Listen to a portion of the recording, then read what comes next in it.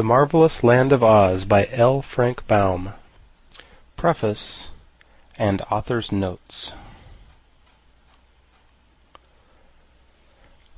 The Marvelous Land of Oz, being an account of the further adventures of the Scarecrow and Tin Woodman, and also the strange experiences of the highly magnified Wogglebug, Jack Pumpkinhead, the animated Sawhorse, and the Gump.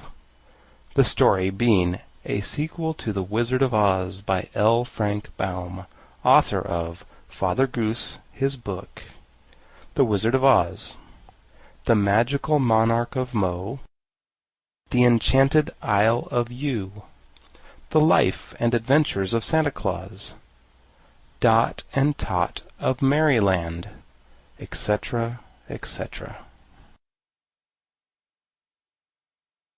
Author's Note. After the publication of The Wonderful Wizard of Oz, I began to receive notes from children, telling me of their pleasure in reading the story and asking me to write something more about the Scarecrow and the Tin Woodman. At first I considered these little letters, frank and earnest though they were, in the light of pretty compliments, but the letters continued to come during the succeeding months and even years.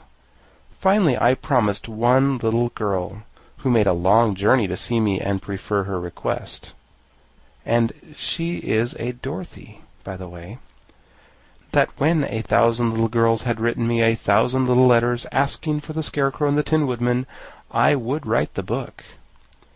Either little Dorothy was a fairy in disguise and waved her magic wand, or the success of the stage production of The Wizard of Oz made new friends for the story, for the 1,000 letters reached their destination long since, and many more followed. And now, although pleading guilty to long delay, I have kept my promise in this book. L. Frank Baum, Chicago, June, 1904.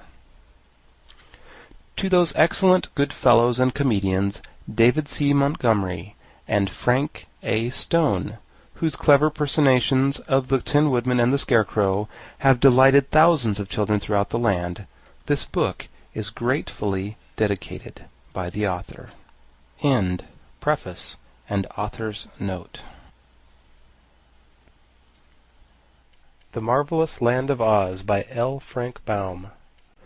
Chapter 1. Tip manufactures a pumpkin head. In the country of the Gillikins, which is at the north end of the Land of Oz, lived a youth called Tip. There was more to his name than that, for old Mombi often declared that his whole name was Tipitarius. But no one was expected to say such a long word, when Tip would do just as well. This boy remembered nothing of his parents, for he had been brought when quite young to be reared by the old woman known as Mombi, whose reputation, I am sorry to say, was none of the best, for the Gillikin people had reason to suspect her of indulging in magical arts, and therefore hesitated to associate with her.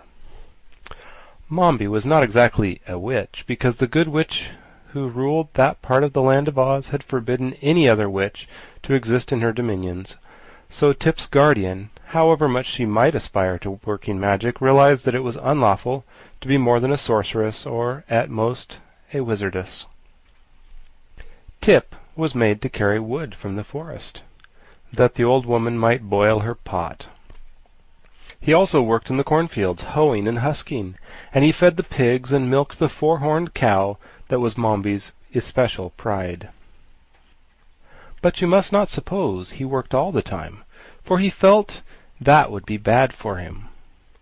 When sent to the forest, Tip often climbed trees for birds' eggs, or amused himself chasing the fleet white rabbits, or fishing in the brooks with bent pins. Then he would hastily gather his armful of wood and carry it home. And when he was supposed to be working in the cornfields, and the tall stalks hid him from Mombi's view, Tip would often dig in the gopher holes, or... Sample complete. Ready to continue?